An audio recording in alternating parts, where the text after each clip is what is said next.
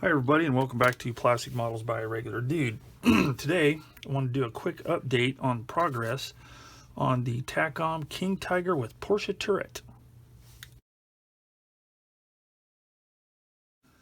Hi everybody, welcome back to Plastic Models and a quick update on the Takom 1/35 scale King Tiger with Porsche turret.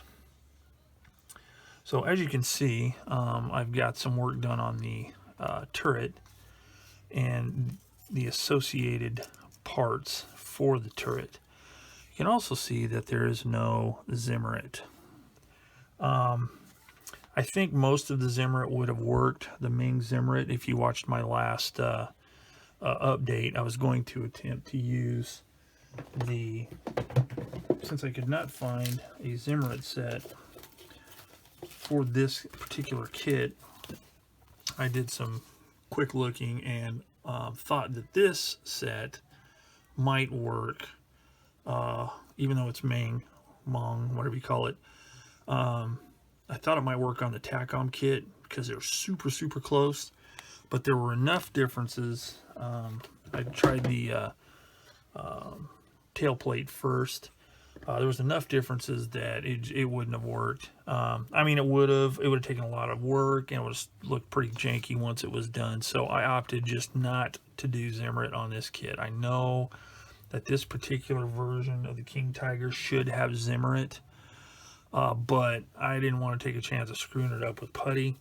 So we're going with a long lost only version found in a warehouse of a Porsche turreted King Tiger production version that did not have Zimmerit. Okay, I'm going with that. I'm sticking with it, hokey as it may sound. But other than that, the kit is really good, and I think I'm really going to like it when I'm done. But enough of that. What I want to talk about today is the turret.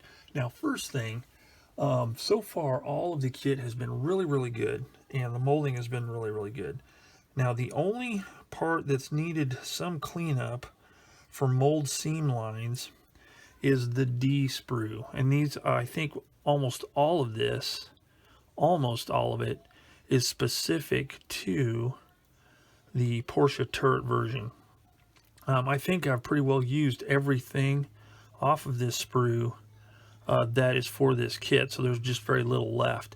And some of it had a little bit heavier seam lines than and stuff like this. I got some weird shadow going on here, like this right here.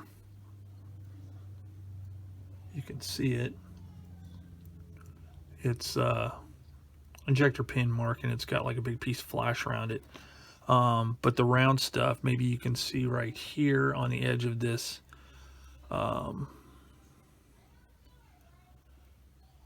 This is like a, I don't know if it's spring-loaded or what, to assist in opening and holding open the gunner's hatch here.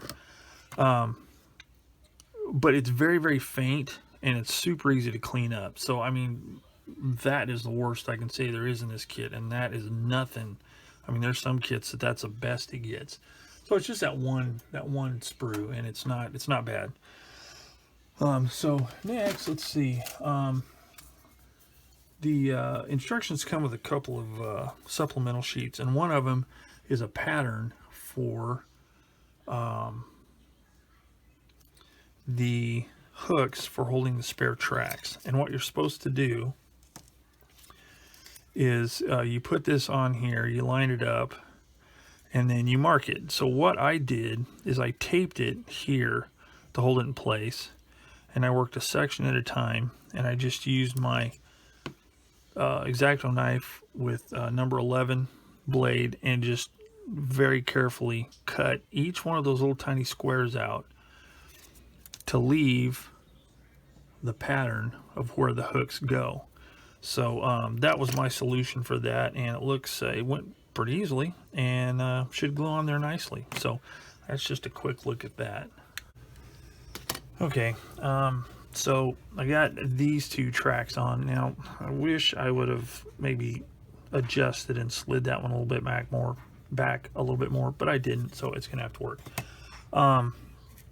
But there's an alternate way that you can do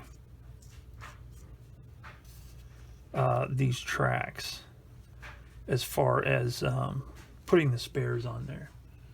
And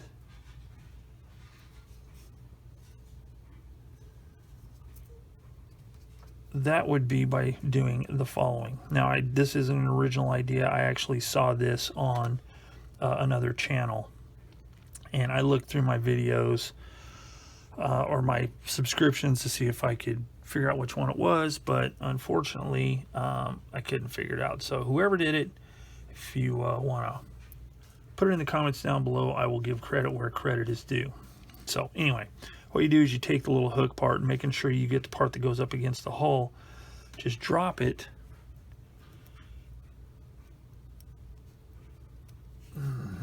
in here like this, maybe, there we go. You can probably do it from the other side. And then just let it sit flat on your surface.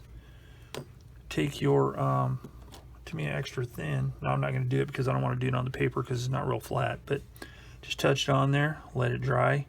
Do the same with that one, let it dry. Then you can position it on there as one piece and not have to worry about the hooks being exactly lined up and in the exact right spot, because you'll have already done that with the part that's going on there, in this case the track. So just a quick note. All right, so let's talk a little bit about what I've got done so far. So I got the tracks on, and the spare tracks, that is, and I was able to move this one, the one that I had commented I wish it was further back. I readjusted it and it worked great, so I got that done. So the turret exterior and pretty much all of the hull exterior is done, with the exception of the wheels and tracks, and that's going to be a separate deal, because my plan is to paint underneath here first, paint all the wheels, get some weathering. It's going to be light because it's supposed to be a quote-unquote museum piece, so whoops, so it's not going to be real, you know, dirty, but I do want to get some dust and a little bit of oil, you know, stains and stuff like that inside of there. And then I'll do the then I'll, you know, get all that done and do the tracks. And which brings me to the tracks. So these are the pieces of the tracks. Now on the tracks, now I didn't do this one. That is weird. And that is kind of cool because I kind of wanted to talk about what's going on. So I don't know if you can see, but there's 1, 2, 3, 4 ejector pin marks. Most of them stand proud of the actual part. So what I'm doing is I'm taking this chisel type blade on an X-Acto knife, and I'm just scraping them off, each one of them. The one in here, I have to use a regular X-Acto knife. Get that. There's a few parts that have some flash on this end, but it's not too bad. And then I'm scraping down the seam line, not seam line, but the mold seam here, like that. Okay. Then I'm taking a narrow sanding stick and just finishing it off like that. Now you mainly, if you don't want to do a ton of sanding and scraping and everything else, focus mainly on this, because this is the part that's going to stick out, and you know, the wheel will overlap to here because of the guide horn. So it's mainly this one out here you want to make sure. If you wanted, you know, kind of cut a corner or something, you want to do the outside piece. Okay, but there's that. And you've got to do it to all of these. Then you've got to do all of these. Now I've already done them, but it's the same thing. There are ejector pin marks, and I think there's 1, 2, 3, 4. There's 4 or 5, But all these are stand proud as well, so you can scrape those off. And then all I did was take a 400 grit sanding stick and basically just, now it's not, just run it across there, and it sands all that off smooth. Okay, so those are ready to go. So that's something I can start working on soon. So that is basically where I'm at with the old Takom King Tiger. I've got all these sub-assemblies ready, the hatch, the commander's cupola. I glued all of I left this off so I can paint the inside and the outside separately. I had to get rid of some like large ejector pin marks in here. There's none on the inside of this, so that's good. But I can paint these, you know, the outside and the inside separately. And my plan is to be able to have this removable because it fits really nice on there like that. Now, obviously, there's going to be a seam, and I'm okay with that because I want to be able to remove it. So when I get it done, there's going to be a big seam there. People are going to go, oh, that's ugly. Whatever. I want to be able to take the top off and see the inside, all my hard work. And then these parts are ready to paint here. So pretty much the exterior is done, turret and hull. Obviously the whole interior is done as well.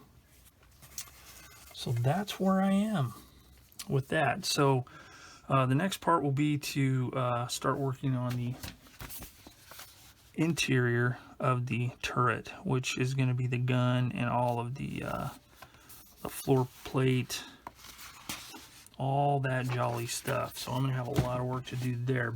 But my plan is, if it goes like I want it to, I want to get this painted, primed and painted, the wheels, drive sprocket, idler, all that kind of stuff. Get all that primed and painted, and then do some light weathering on it. Then attach the running gear and the tracks. I'll talk about in my next video. So that's pretty much the update on the Takom 1/35 scale King Tiger with Porsche turret.